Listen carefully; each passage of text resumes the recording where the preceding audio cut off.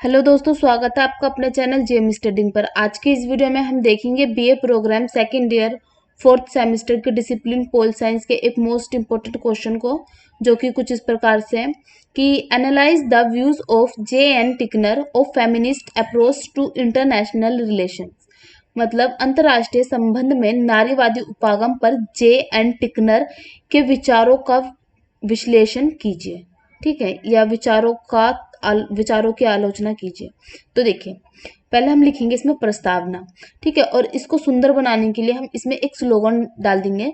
जैसे मैंने यहाँ पर डाला है, नारी समर्थक होने का अर्थ पुरुष विरोधी नहीं है, और इसको लिखा है जैन गोल्विन लुइस ने। ठीक है, तो इससे क्या होता है, जो हमारा असाइनमेंट वगैरह होता है ना, वो काफी अच्छा दिखता है। ठीक है, फिर हम इसकी शुरुआत कुछ इस प्रकार से करेंगे कि इस कार्यभार में हम जानेंगे कि नारीवादी क्या है, हमें इसकी आवश्यकता क्यों पड़ी। साथ ही जे एन टिकनर के विचारों का विश्लेषण करेंगे कि किस प्रकार से उन्होंने नारीवाद को समझा और साथ ही उस पर अपना दृष्टिकोण रखा। ठीक है, देखिए, एक आंदोलन के रूप में नारीवाद ने 20वीं शताब्दी में क्षमता प्राप्त की, जो सांस्कृतिक भूमिकाओं और सामाजिक राजनीतिक अधिकारों के लिए 2 सदियों के संघर्ष की परिणति को चिन्हित करता है। देखिए, इसको थोड़ा हम जब प्रस्तावना लिखते हैं ना, तो हम थोड़ा इतिहास में जाएंगे। ठीक है, इतिहास में जाएंगे कि नारीवाद पर क्या क्या हुआ, उसको लिखेंगे। जैसे मैंने यहाँ पर ये लिखा है। ठीक है, ये सारे लिखे बुक्स नेम है ना, और ये एक चिकित्सीय पुस्तक है। ठीक है, तो इसको हम थोड़ा सा जाएंगे, आप देख लीजिए, आप इसमें से भी लिख सकते हैं। ठीक है, तो ये तो हम ऊपर ऊपर का लिखेंगे। जो मेन क्वेश्चन हमारा स्टार्ट होता है वो भी आगे से होगा कि जे एन टिकनर का सिद्धांत है। लेकिन ये भी इम्पोर्टेंट है, जिससे कि एग्जामिनर को लगे कि हाँ, आपको अच्छे से आता है। ठीक है, देखिए, उसके बाद नारीवाद के प्रकार, 6 प्रकार होते हैं इसके। अब देखिए, जे एन टिकनर, इनके बारे में हम थोड़ा सा बताएंगे कि जे एन टिकनर कौन थी, इनका जन्म, इन्होंने अपनी पढ़ाई कहाँ से पूरी करी। ठीक है, तो इनके बारे में देखिए, जे एन टिकनर के बारे में। अब देखिए, मेन जो हमारा क्वेश्चन है वो यहाँ से स्टार्ट होता है। जे एन टिकनर का सिद्धांत, विश्व राजनीति का लैंगिकरण। जब हम अंतरराष्ट्रीय स्तर पर नारीवादी दृष्टिकोण को पढ़ते हैं तो जे एन टिकनर की प्रमुख किताबें एक अच्छा स्रोत है।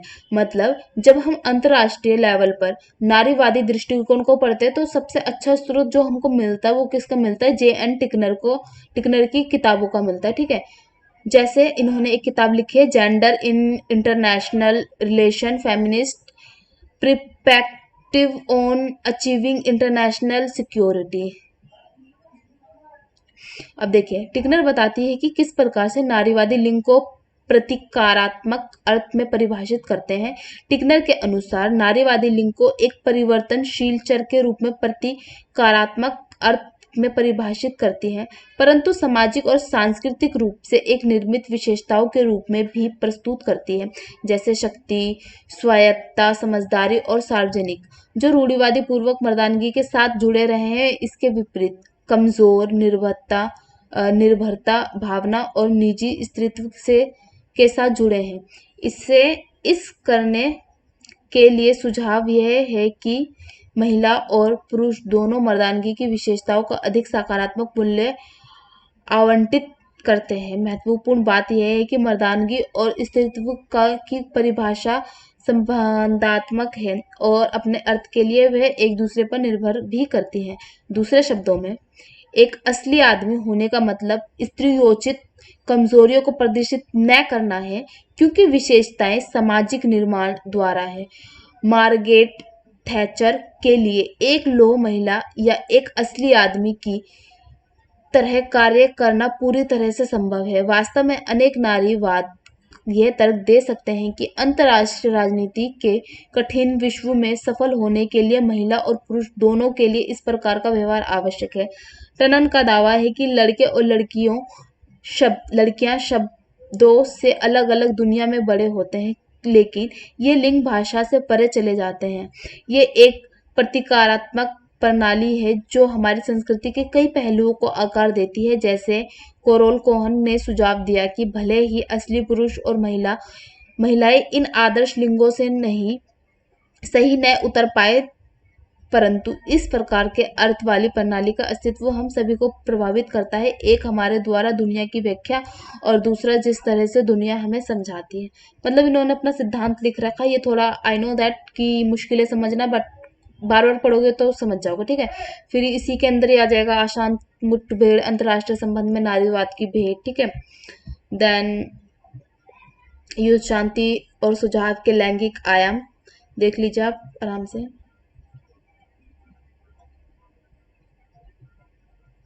इसको मैंने काफी डीपली लिखा है, पूरी नॉलेज मिलेगी इसमें आपको अगर आप पढ़ते हो उसको, ठीक है।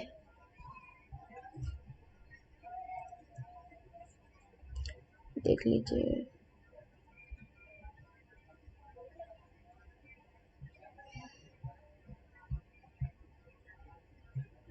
असुरक्षा को समझना नेक्स्ट है, इसी के अंदर आएगा ये। देन अब देखिए यथार्थवाद की जे एन टिकनर द्वारा नारीवादी आलोचना। जे एन टिकनर ने यथार्थवाद पर अपनी आलोचना की है, ठीक है। और देन हम निष्कर्ष पे आ जाएंगे। ये रहा हमारा निष्कर्ष।